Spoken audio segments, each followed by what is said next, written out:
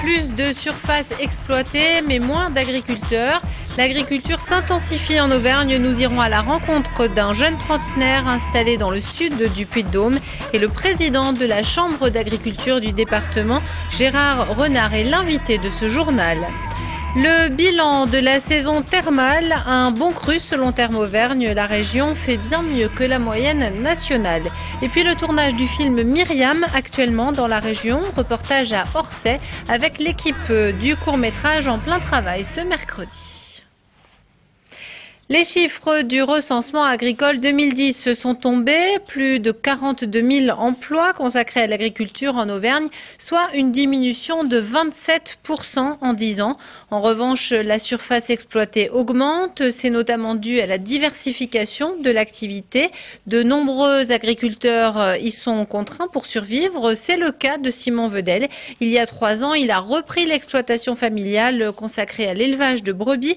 En complément, il a racheté une seconde exploitation où il fait des cultures. Michael Briffaut l'a rencontré aujourd'hui. Simon est jeune et agriculteur. Ce métier, il l'a choisi et après différentes expériences comme salarié, c'est tout naturellement qu'il a décidé de s'associer avec son père. Mais il avait un projet en tête, reprendre une exploitation d'un agriculteur partant à la retraite, même si les terres sont à 15 km de chez lui. Je voulais quand même avoir mon truc à moi. Et je voulais pas le faire tout seul. Parce que c'est pareil, prendre une décision tout seul. Aujourd'hui, une exploitation, c'est quand même une entreprise qu'il faut, au niveau économique, il ne faut pas se planter, quoi. Et puis on n'a pas le droit à l'erreur. Et oui, aujourd'hui, je n'avais pas envie de faire autre chose. Pour moi, j'avais envie d'être agriculteur. Il a mis 1 an pour devenir pleinement agriculteur. Et les difficultés du métier, il les connaît. Il est à la fois éleveur, cultivateur et mécanicien, en particulier ce matin quand il y a de la casse. Et pour Simon, reprendre une exploitation lui permet d'agrandir la ferme familiale. Seul moyen pour faire face à l'avenir. Le but, c'est de sortir un revenu correct. Parce qu'aujourd'hui, c'est un peu dérisoire, parce qu'il faut se dire aussi que dans une journée, on fait une multitude de métiers. Aujourd'hui, on est chef d'entreprise. Aujourd'hui, on prend une autre profession, chef d'entreprise, je ne suis pas sûr qu'un cadre ou qu'un chef d'entreprise ait la même paye que nous. Et je pense qu'aujourd'hui, il faut arriver à sortir une paye pour pouvoir vivre du métier. L'an dernier, pour 300 départs à la retraite, seuls 86 jeunes comme Simon ont franchi le pas et se sont installés dans le département. Gérard Renard est l'invité de ce journal. Bonsoir. Bonsoir. Vous êtes le président de la Chambre d'agriculture du Puy-de-Dôme. Comment réagissez-vous face à ce constat, Gérard Renard? Moins d'agriculteurs dans le Puy-de-Dôme et en Auvergne? Alors c'est une réalité malheureusement qui se cumule d'année en année parce que nous sommes sur un cycle d'années où le renouvellement est largement inférieur au départ. Mais comme l'a expliqué Simon, souvent le jeune agriculteur profite quand même de son installation pour faire en sorte de donner une dimension économique plus grande à son support d'exploitation et faire en sorte de viser des revenus qui lui permettront peut-être de vivre mieux que n'ont vécu précédemment les exploitants qui faisaient valoir ce bien par le passé. Alors le reportage le disait, 300 départs en retraite par an dans le Puy-de-Dôme, 86 l'an dernier jeunes qui s'installent, visiblement ce sera encore moins en 2011. Forcément il y a un problème pour le renouvellement des exploitations. Oui, le problème c'est bien entendu d'avoir des jeunes qui aient l'envie de faire ce métier et qui soient aussi attirés par ce métier, donc par les conditions dans lesquelles ils vont pouvoir l'exercer.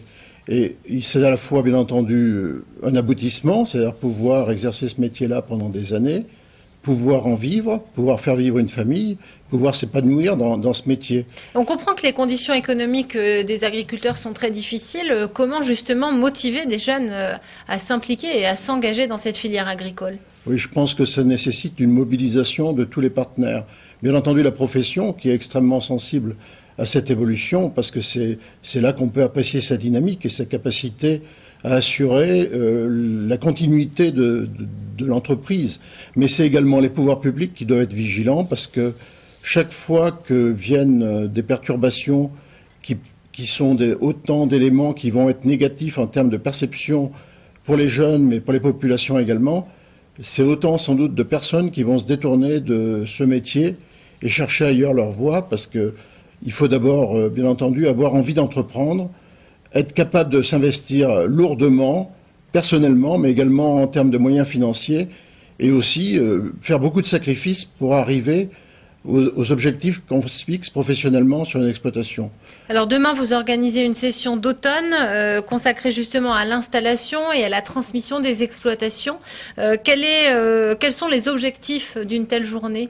Nos objectifs, c'est de montrer que professionnellement, au niveau des chambres d'agriculture, on accompagne ce mouvement, on l'accompagne depuis plusieurs années. En même temps, il y a eu un passage qui a été important, qui est celui de reprendre l'activité des ZAZA, qui elle-même avait le dossier essentiel de l'instruction, c'est-à-dire de l'installation. C'était des structures, une association départementale qui s'occupait de l'installation spécifiquement, qui avait cette mission-là, qui était mandatée par l'État pour accomplir cette mission, et on a demandé aux chambres d'agriculture de reprendre l'intégralité de cette mission. Ce que la Chambre a accompli depuis le 1er janvier 2011, et c'est donc un point aussi d'étape dans cette nouvelle configuration pour montrer que nous nous investissons complètement et que ça n'a pas changé le cap au niveau de l'accompagnement que nous faisons à l'installation et que toute personne qui est avec un objectif précis d'installation trouvera un concours et un appui de façon à mener à bien son projet en contactant la Chambre d'agriculture et en faisant en sorte de venir chercher l'accompagnement par rapport à un parcours qui est aujourd'hui voulu professionnel et personnalisé également, puisque c'est les aptitudes des personnes qui vont être jugées pour réaliser l'ensemble des étapes qu'il est nécessaire de réaliser et montrer aussi ses capacités à accompagner le projet qui va être pris en charge par l'intéressé. Pour conclure, quel est l'état de l'agriculture dans le Puy-de-Dôme aujourd'hui, vous diriez? Je pense que nous sortons d'une crise importante qui a marqué les esprits au niveau des producteurs laitiers, que les éleveurs au vin aussi ont été malmenés pendant une période, qu'aujourd'hui il semble y avoir un mieux, mais ce mieux est temporaire. L'agriculture ne supportera pas la volatilité des prix. Il faut que, je pense que les pouvoirs publics en aient conscience. Ce que subit la monnaie, l'agriculture ne peut pas le subir de la même manière, parce que c'est aussi un marché vers lequel se tournent les spéculateurs. Et aujourd'hui, si on veut assurer l'alimentation et la mission essentielle de l'agriculture, il faut donner un cadre, même si c'est dans le cadre des échanges internationaux, dans le cadre des échanges mondiaux et des accords mondiaux, un cadre à l'agriculture qui lui permette de le faire avec les protections qui préservent aussi les populations et l'alimentation. Merci Gérard Renard d'avoir accepté notre invitation. Dans le reste de l'actualité, les bons résultats de la saison thermale 2011. Le thermalisme est en progression de 3% en Auvergne contre seulement 1,5% au niveau national. Et Vichy enregistre même une hausse de 10%. Depuis 5 ans, Thermauvergne, qui regroupe 11 stations, travaille pour prouver l'efficacité du thermalisme et justifier les prescriptions des cures thermales. Pierre Jal nous explique les raisons de ce succès. Ces bons résultats, ce serait quoi? Alors, 2-3 éléments qui... Ces bons résultats, on les explique d'abord par le fait que les stations elles-mêmes ont fait de gros efforts, notamment au niveau du produit, c'est-à-dire qu'elles ont investi dans leur outil de travail et qu'en plus elles ont bien communiqué. Si vous voulez faire du thermalisme, quelle que soit en fait la thérapeutique que vous cherchez, vous trouverez votre bonheur dans une des stations thermales d'Auvergne. L'autre raison aussi, c'est qu'on a vraiment une région accueillante en termes touristiques. Donc ça permet, on a des capacités d'accueil qui sont relativement importantes et qui sont vraiment remises au goût du jour ces dernières années. Et on a une région qui est très nature, très naturelle, donc qui correspond parfaitement, disons, au positionnement du thermalisme. Des propos recueillis par Ariane Monfray et Romain Duché. La candidature de la chaîne des Puys au patrimoine mondial de l'UNESCO continue de mobiliser. Le comité de soutien compte aujourd'hui 15 000 personnes et cet après-midi, c'est le groupe Centre-France La Montagne qui s'est officiellement engagé pour soutenir le projet. Jean-Yves Goudbel et Jean-Pierre Caillard ont signé une convention à ce sujet. Le groupe Centre-France s'est félicité d'être le premier média d'Auvergne à s'engager en faveur de l'inscription au patrimoine mondial, mais a également affiché sa volonté d'être un acteur au service de sa région. Lulu Gainsbourg en concert ce soir à la coopérative de Mai. C'est la première date d'une petite tournée de 4 concerts. Il rend hommage à son père et a signé tous les réarrangements des morceaux choisis. C'est un clin d'œil, bien sûr, que de démarrer à Clermont dans une rue qui porte le nom du Grand Serge.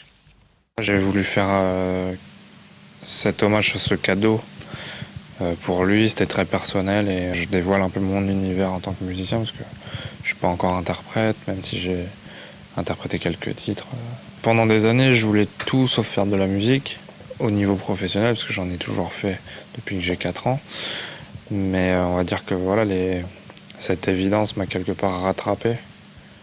Une sorte de destin qui était un peu couru. C'est quelque part quelque part symbolique. C'est-à-dire que voilà, j'ai pas beaucoup de dates de prévues et voilà la première, je me suis dit bah tiens, rue Serge Gainsbourg, je reviens après l'inauguration. Lulu Gainsbourg donc en concert à 20h30 à la coopérative de Mai. Le court-métrage Myriam est actuellement en tournage dans l'agglomération clermontoise. Un film aidé par la région Auvergne et dont le budget total s'élève à 118 000 €. Aujourd'hui, une scène était tournée à Orsay dans l'atelier des services municipaux. Vous voyez le reportage de Romain Duché. L'heure est au dernier réglage avant le tournage d'une scène importante. Une vingtaine de personnes travaillent sur ce film, avec aux commandes la jeune réalisatrice Elsa Diringer. Ce court-métrage, intitulé Myriam, raconte l'histoire d'une jeune fille en fuite qui fait les 400 coups avec sa meilleure amie. C'est vraiment un film qui raconte l'adolescence et une histoire d'amitié très forte. Une amitié compliquée entre deux filles qui ne sont pas du même milieu, qui n'ont pas les mêmes parcours et qui n'ont absolument pas les mêmes destins. Et c'est ce moment d'explosion à la fois d'amitié et c'est aussi une explosion tragique quelque part qui m'intéressait. Les deux héroïnes sont interprétées par deux actrices amateurs de 15 et 17 ans, originaires du Puy-de-Dôme. Pour l'une comme pour l'autre, ce film est une première expérience cinématographique. Je commençais déjà à regarder pour des castings et c'est tombé pile poil quoi. Donc j'ai appelé et je me suis proposée pour passer le casting. Et ça a continué, donc c'est vraiment bien. J'ai rien demandé, hein. On est venu, on m'a repéré dans la rue devant mon lycée. Et j'ai donné suite à cette proposition-là, et voilà. Le tournage devrait durer jusqu'à vendredi prochain. Après Orsay, d'autres scènes seront filmées à Landes et à Clermont-Ferrand. Ce court-métrage sera présenté dans différents festivals, avec l'espoir d'être sélectionné, pourquoi pas, à Clermont en 2013. Et le tournage du film se poursuit donc jusqu'au 11 novembre, exactement. L'artiste irakien Moré est actuellement exposé à la Galerie d'art contemporain de Chamalières. La MAC a choisi de montrer ses peintures visionnaires. L'artiste montre ici son intérêt pour le mysticisme et le spirituel. Moré vit en France depuis 40 ans. Il est mondialement reconnu pour son travail de gravure. Une découverte proposée par Catherine Lopez.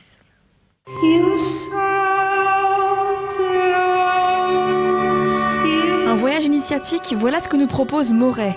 Enfance, animaux, symbolisme, autant de thèmes fétiches pour ce peintre d'origine irakienne, installé à Paris depuis de nombreuses années. L'artiste nous guide vers une recherche spirituelle, l'alchimie, le mysticisme nourrissent son œuvre. Moré nous propose ainsi ses peintures visionnaires. Tendance visionnaire, c'est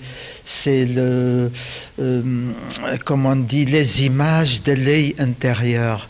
Ça ne correspond pas forcément comme les impressionnistes en monde qu'on voit, qu'on le peint, mais c'est un monde rêveux et c'est un souvenir d'un monde qui exprime une certaine démarche spirituelle.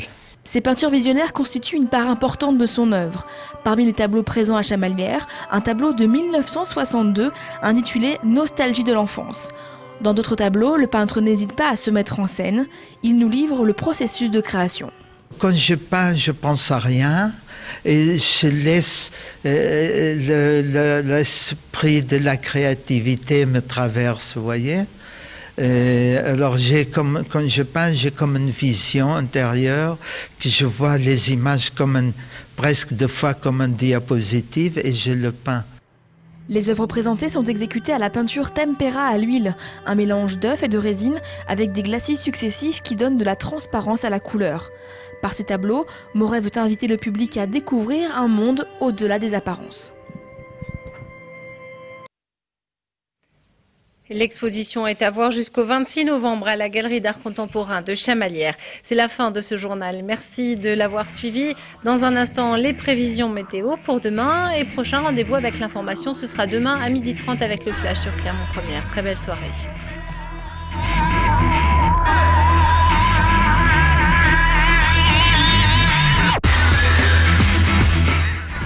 Toute l'actu locale est aussi en ligne. Retrouvez votre JT sur clermontpremière.com.